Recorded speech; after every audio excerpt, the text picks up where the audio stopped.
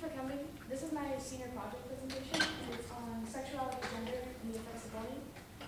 And my name is Paige McDowell.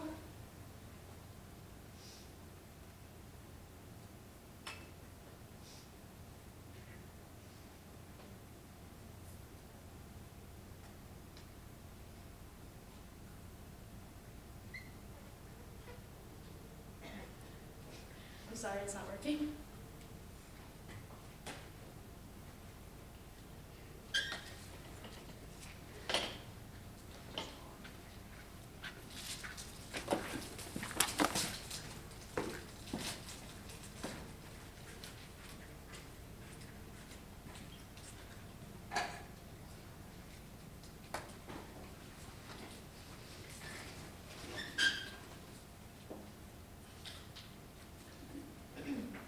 Before we can ask why people bully each other for things like sexuality and gender, we need to understand what they are. And sexuality is a person's sexual orientation or their preference, and some examples of that are heterosexual, homosexual, and bisexual. Also, throughout this presentation, I tend to mention some sexualities more often than others, and it's not that there's any certain amount. Their sexuality and gender are both on spectrums, but it's just easier to mention some that people know more better or things like that.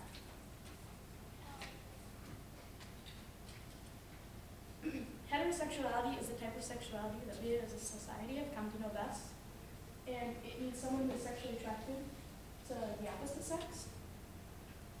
And to get the graphs right there, I conducted a survey around school to see how many people knew what each type of sexuality was. And pretty much everyone knows what heterosexuality is. And on the right, there is a flag, and that represents the heterosexual flag.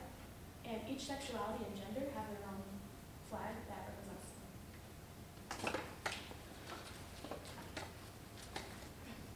Homosexuality is probably the second most well-known type of sexuality. It's someone who is attracted to the same sex, and everyone again knew what homosexuality was.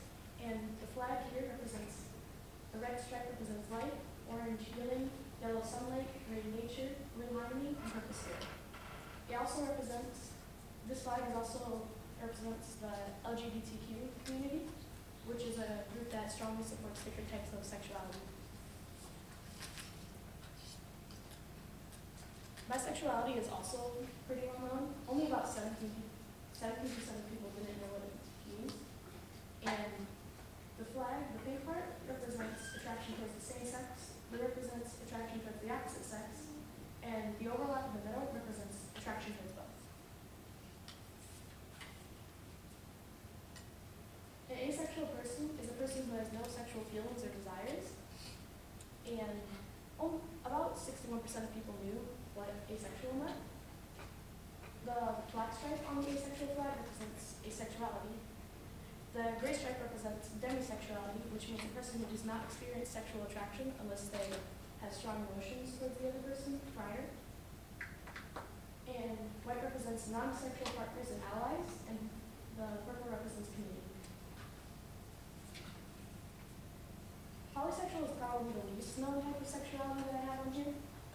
It means a person who is attracted to multiple genders, but not all of them. Only around, I believe it's 22% knew what polysexual was. And the pink on the flag represents attraction towards girls, the blue represents attraction towards boys, and the green represents non-binary genders, which I actually talk about later in the presentation. Final sexuality on here is pansexual, which is a person sexually attracted to all genders, and it's also known as gender blind because gender isn't a deciding factor in deciding who they like. And about 67% of people knew what it was, so most people. Again, pink and blue represent attraction towards boys and girls respectively, and yellow represents life and happiness. Moving past sexuality for now, the second thing I want to talk about is gender. Gender is a state of being something, for example, male and female, and gender identity is a person's perception of having a particular gender, which may or may not correspond with their birth sex. Some examples of different genders are agender, bigender, cisgender, etc. Aside from male and female, many people don't know what the different genders are. The first type of gender that I wanted to talk about was agender, which is a person who doesn't identify themselves as having a particular gender. In other words, they identify as being genderless. And only around 44% of people knew what that meant. Also similar to sexuality, gender identities again have their own flags. Black represents, on this flag, black represents the absence of gender, along with white, and semi-genderless is represented by gray, and green represents non-binary genders. The second type of gender I wanted to talk about was bigender, which is someone who identifies as having two genders. And the amount of people who knew what bigender was about 50-50. I also found that bigender has many different variations on its flag, but this is one of the most popular. The lavender stripes on the top and bottom represent a mixture of female and male characteristics. And white stripes represent sexuality and transitioning. And the pink and blue stripes are kind of in the center or start to merge together, which represents male and female mixed identities.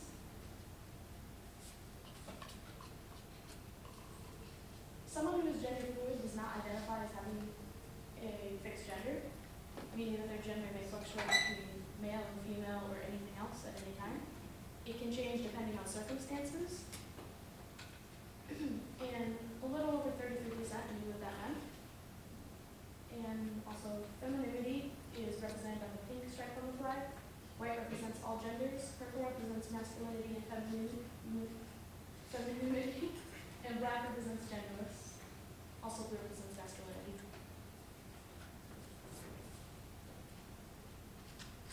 A cisgender person is a person whose personal identity and gender match their birth sex. So, for example, if you were born as a boy, you would identify as being a boy. If you were born as a girl, you would identify as being a girl. If you were born as anything else, that's what you would identify as. And there's also a lot of variations on this slide, but this is one of the more common ones that I found. And pink represents femininity, and blue represents masculinity. Also, about 39% knew what this term was. A person whose personal identity and gender don't match their birth sex is considered a transgender. Most people knew what transgender was, only about 22% in it. And blue on the flag represents traditional baby colors for boys. The pink represents traditional baby colors for girls. And white represents intersex, transition, or neutral/undefined genders. A person who is non-binary identifies as any gender other than male or female. Often a person who is non-binary will also be transgender or transsexual, but it isn't guaranteed. Only about 39% of people knew what non-binary meant. And on the flag, the yellow stripe represents gender without reference to the gender binary, meaning all genders except for the binary ones such as male. And white represents many or all genders. Purple represents a mixture of male and female, and black represents without gender. Before the next slide, I just wanted to say that if you're suffering from bullying, even if it's not from sexuality or due to your sexuality or gender, please report it to his teacher or supervisor. There are always plenty of people who can help you, and if you're ever feeling comfortable with this presentation, feel free to leave at any time and come back when you need. Or if you just, in general, don't feel comfortable and want to leave, that's fine too. Just thank you for coming to my presentation. Out of all places, bullying seems to happen most at school. 85% of LGBTQ students report having been verbally harassed in school, and 44% report having been physically harassed. Also, 66% of students that have their gender isn't normal, like it's not male or female, strictly speaking. 66% of them report having been verbally harassed in school, and 33% report having been physically harassed. When someone is bullied, there may be some effects that they have to unfortunately deal with. Some of the short-term effects of bullying are drops in grades, substance use, social isolationism, difficulty developing relationships, and short-term depression, also suicidal thoughts. the long-term effects are anxiety, increased likelihood to catch HIV and many other diseases, decreased life satisfaction, increased chance of self-injury, depression, and suicidal thoughts/suicide. So knowing that bullying can cause such terrible effects, why would people still do it to each other? I believe that the reason people are bullied for their gender or sexuality is because of a lack of understanding. As you saw from before, many people knew what heterosexuality was, which is generally accepted by everyone. But not many people knew what something like polysexual was, which tends to get more hate in today's society. I think that because people don't understand something or don't know what it fully means, they choose to hate it. People for a very long time have feared the unknown, and I think that if we made the unknown known, then people would have much less to hate. Bringing awareness to a topic such as sexuality and gender will help people become more comfortable and accepting of it. It would also bring light to the negative effects of bullying for it and how we need to stop it. Unfortunately, educating people alone won't make all bullying stop.